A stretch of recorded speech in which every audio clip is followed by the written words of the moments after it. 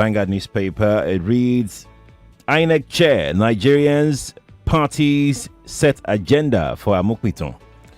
Yeah, so a new INEC Chairman has been appointed. His name was sent to the National Council of States. There was an online publication that said that the agenda had not been stated earlier enough, but these things, but still, it was approved by the National Council of States, we are told. Amupitan is a lawyer and I think he's the Deputy Vice Chancellor of the University of Jos.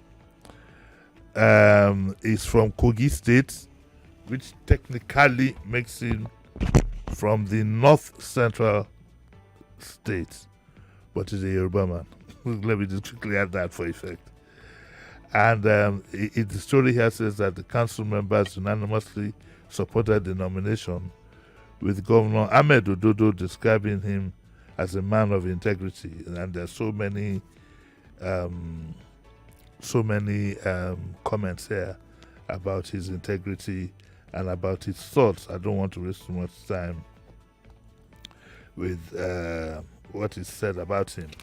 What is said about him will not matter until he starts to do the job.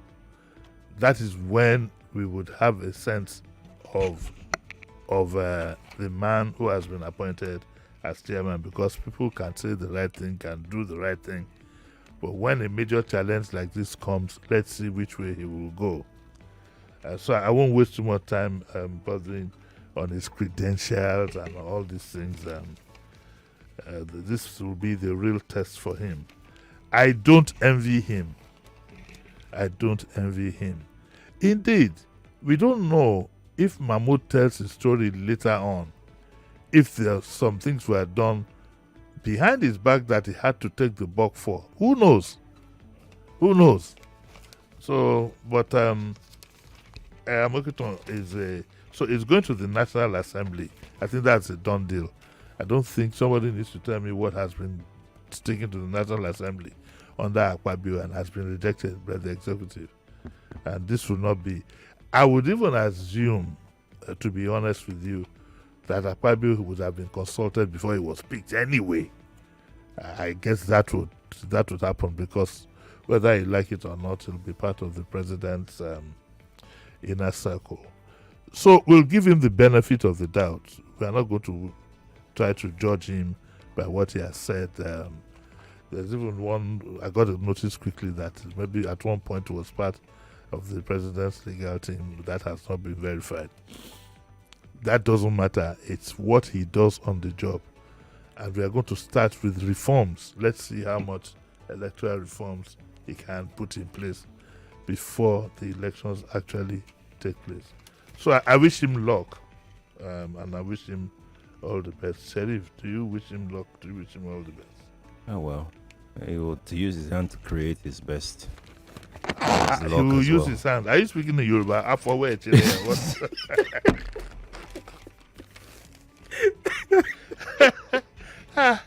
Sheriff, wake up now.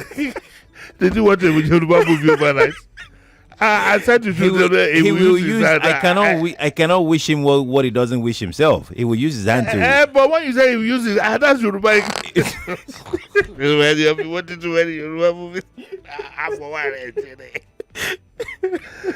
okay. Let's go to our next story. Okay, this is page 6 of the Vanguard newspaper. Fire guts Oba Market as council chairman explains cause. Well, for those of you who have taken an interest in what's going on, apparently it was just a coincidence that there was a fire in Oba Market yesterday in Benin. Okay, according to this report, actually it was only one shop that was affected, and it had to do with the solar panel that was installed in the shop. You know, some of these solar panels are going up in flames, and I beg of you, it's better for you not to have light than to light up your house. So if you're going to install solar at all, then make sure you do it from reputable vendors. But every time I hear that the house has gone up in flames due to solar, my heart skips a bit. But I think what has happened is that like all things, the business has been compromised. It's been opened up to all kinds of charlatans.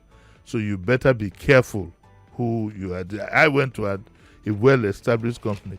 If I dare them, if my house goes up in fire, me and them will be here because they're quite reputable.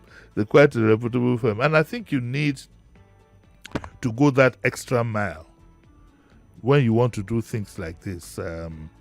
Thank God this is a shop. It could have been more than that. Anyway, so that's what happened we haven't gotten a report yet about what I think yesterday the Oba told the markets the information that I've got. He told the market women, go and elect your EAKs and come back. I think he gave them a time to come back, and that they shouldn't allow politicians mess them up. But we haven't heard anything from the side of the Yalaja, what do you call it? Yalaja. Whatever. And yes, we haven't heard anything. Yalaja General. Oh, the general. No. It's general. Politicians are impossible. Honestly, politicians are impossible. And I also like to use this quick period to also alert people who are I don't want to use the word in power, but who find themselves in the place of responsibility.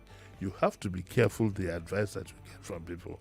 I'm sure Governor Okpewolo, yeah. Yes, in his very quiet moments, will wonder how he got himself involved in this mess. Because in Benin, these things are very, very sensitive. And I give the Oba some credit for having handled the thing. It could have blown up. If the Oba had, rather than see the madam, had come out with a more inflammatory statement, where would we be? You see, but they have managed to ease. And Okpewolo apparently was complicit in all this because it took place in his office. His daughter, I don't know whether his daughter is the first lady, like Osa said yesterday. Maybe we need to put something in the constitution again about whatever happens to first ladies. The governor is not married, and he made his daughter the first lady. When easily, like Osa said, you have a deputy governor, use the wife for first lady activities, and that ends it all.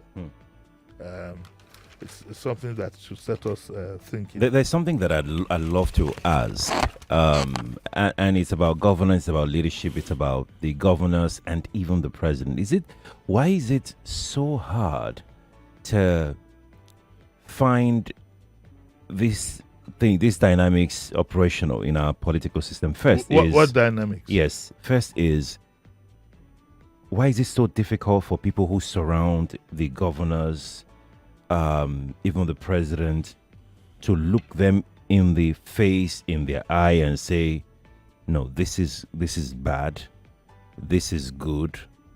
Why is it impossible for them to be able to sit at a table with their inner caucus and point fingers and fingers and tell themselves the blatant truth? Well, I think it's a bit called. I've worked as a director in a company owned by a governor before, and that gave me certain privileges to see how close to power, how things work. It's a landmine. I have seen people say things in the meetings we have with this gentleman, and on our way out, they say the exact opposite. Oh my. And so invariably I left. I was quickly pushed out because I'd say things the way they are. It's part of our culture. It's part of the bad training. Why? That we have. It's part of our culture. And also poverty has lended. It's like, you are close to this guy, let me get what I can get. And if he shows that he's somebody, which they usually do, if he shows that he's somebody who's not akin to being advised and so on and so forth, they tell him whatever it is. And actually, I was surprised. The man in question will be chuckling in his house and say, he remembers very well. They named every single space, for example, after him. And nobody was able to tell him that, this thing is not, you're going to become a megalomaniac.